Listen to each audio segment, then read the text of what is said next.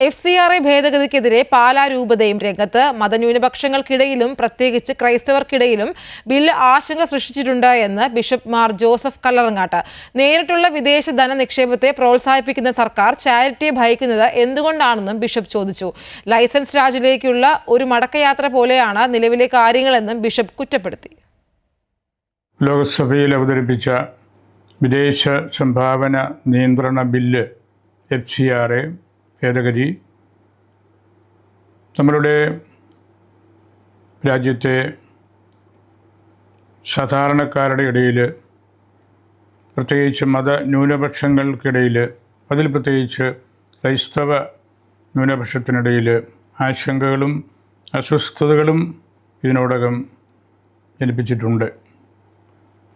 പൊതുവിൽ ആ ബില്ല് അതിൻ്റെ റെഗുലേറ്ററി മാനദണ്ഡത്തിൽ നിന്ന് കൺട്രോളിംഗ് ആയിട്ടുള്ള ഒരു ആക്ടിലേക്ക്, നിലപാടിലേക്ക് മാറുന്നത് പോലെ നമുക്ക് തോന്നും.